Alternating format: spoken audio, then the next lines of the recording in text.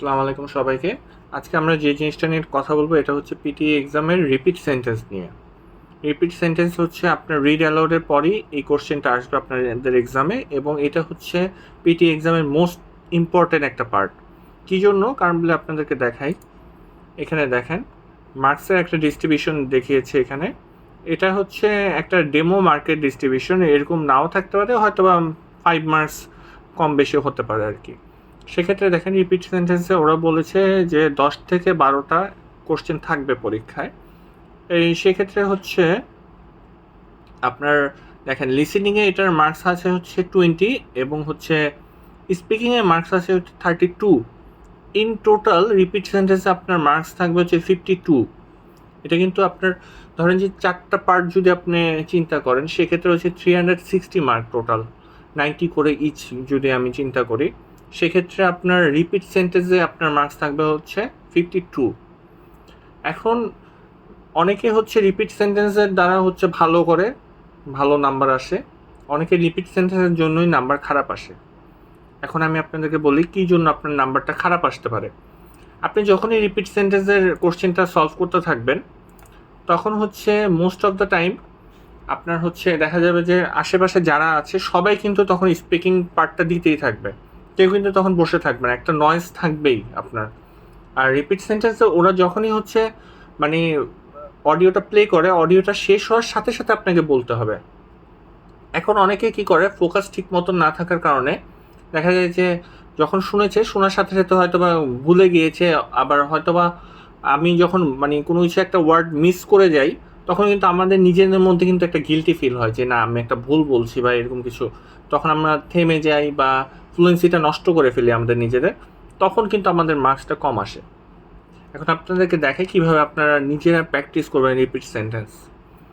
আমি একটা প্রেস করি, একটা প্লে করলাম। After considering all the options, she decided to take risks. After considering all the options, she decided to take the risk. এভাবে করে বলে আপনি সাথে সাথে হচ্ছে নেক্সট দিয়ে দিবেন। আপনি যখনই হচ্ছে এটা প্র্যাকটিস করতে থাকবেন, তখন আপনার মাউসটা কিন্তু এই যে নেক্সট বাটনের এখানে থাকবে, যে আপনার বলা হয়েছে সাথে সাথে আপনি নেক্সট দিবেন, তারপর আবার আরেকটা শুনবেন, সাথে সাথে আপনি নেক্সট দিবেন। এখন কি হয় যে আপনি যখন হচ্ছে পুরো সেন্টেন্সটা আপনি ক্যাপচার করতে চান, আবার আমি আরেকটা প্র্যাকটিস করে দেখাই আপনাদেরকে। ধরেন যে এটাতে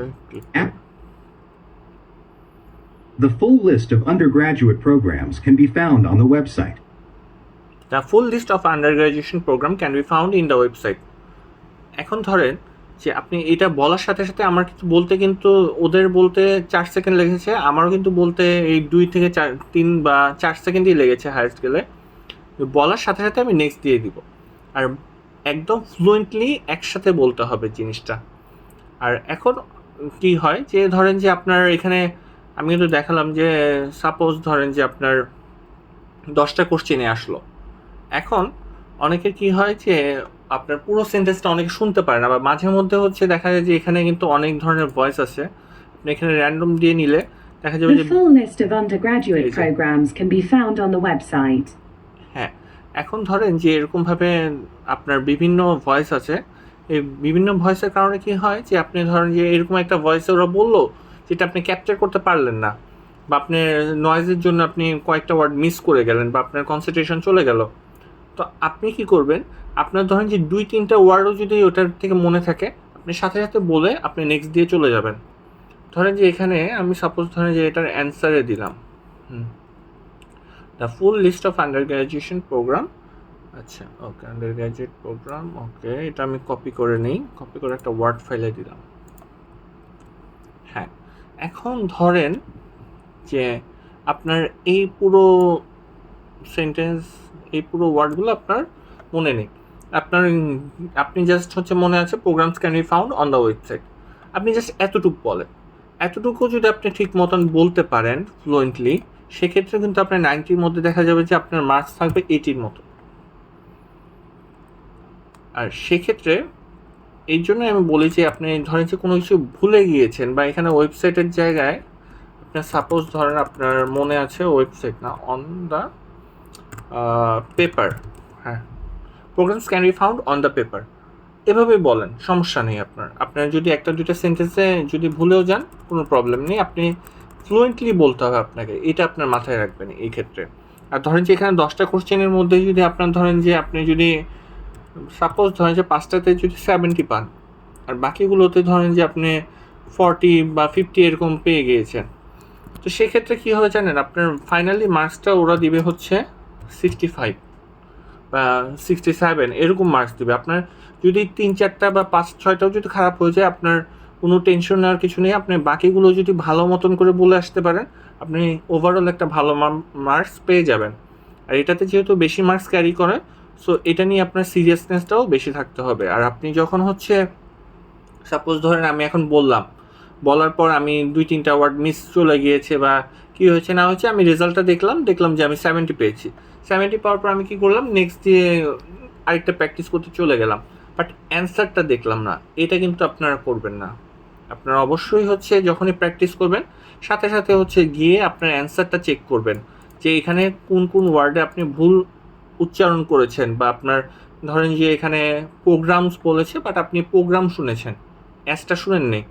তখন কি করবেন, আপনি এই লেখাটা যখন আপনি দেখবেন আর অডিওটা আবার প্লে করবেন, এটা যখন দেখবেন তখন কি হবে যে আপনি একটা মানে তখন আপনি বুঝতে পারবেন যে কোথায় কোথায় আপনি ভুল করছেন, কোথায় কোথায় আপনার মিসম্যাচ হচ্ছে। তখন আপনি ভালো মতন করে আর কি মানে লিসেনিংটা ক্যাপচার করতে পারবেন। আর এখানে যেহেতু মার্কসও অনেক বেশি ক্যারি করে, সো রিপিট সেন্টেন্স নিয়ে আপনি সিরিয়াসনেসটা আরও বাড়াতে হবে। কারণ বলে রিড অ্যালাউডেও দেখা যায় যে রিড অ্যালাউডের থেকেও যাদের স্কোর ভালো আসে, ধরেন যে আপনার স্কোর 60 এসেছে, সেক্ষেত্রে দেখবেন যে আপনার রিপিট সেন্টেন্স অনেক ভালো হয়েছে। আবার দেখবেন যে যাদের স্কোর অনেক খারাপ এসেছে তারা রিপিট সেন্টেন্সে খারাপ করেছে। সো রিপিট সেন্টেন্স নিয়ে যদি আপনারা যদি ভালো মতন করে প্রিপারেশন নেন এবং অ্যান্সারটা দেখে আবার যদি প্র্যাকটিস করেন, সেক্ষেত্রে আপনার একটু সময় বেশি লাগবে, কিন্তু আপনার রিপিট সেন্টেন্সটা মানে অ্যাট দ্য এন্ড আপনার রিপিট সেন্টেন্সটা অনেক ভালো হবে এবং আপনার মার্কসও অনেক ভালো আসবে রিপিট সেন্টেন্সে। আর পিটি এক্সাম হচ্ছে ওরকম কঠিন কিছু না, কিন্তু আপনি কিন্তু ধরে নিতে পারেন যে এটা আপনি আমার সাথে কথা বলছেন, আমি আপনাকে একটা জিনিস বললাম, আপনি জাস্ট ওটা রিপিট করবেন আমাকে। এটা কিন্তু ওরকম কঠিন কিছু না। এটা বাংলাতে হলে কিন্তু আপনার কাছে একদমই ইজি লাগতো, কিন্তু এটা যেহেতু ইংলিশে, সেই জন্য আপনাকে একটু ভালো মতো প্র্যাকটিস করতে হবে। আর সবসময় ওরা একটা সেন্টেন্সই বলবে, আর একটা সেন্টেন্সের মধ্যে দেখা যায় যে আবার কিছু সেন্টেন্স থাকতেও পারে অনেক বড় সেন্টেন্স, বাট তারপর আপনি বড় সেন্টেন্স যখন দেখবেন তখন আপনার টার্গেট থাকবে হচ্ছে আপনি হয়তো বা 7-8টা ওয়ার্ড বলে দিবেন একটানা। বাট যখনই বলবেন না কেন একটানা বলবেন। ধরেন যে এই যে 4 সেকেন্ডের ভয়েস, আপনার ধরেন যে আপনারও বলতে গেলে 3 থেকে 4 সেকেন্ড হাইস্ট গেলে লাগবে, এর যেন বেশি না লাগে, এটা আর কি প্র্যাকটিস করবেন। আজ এ পর্যন্তই, সবাই ভালো থাকবেন। আসসালামু আলাইকুম।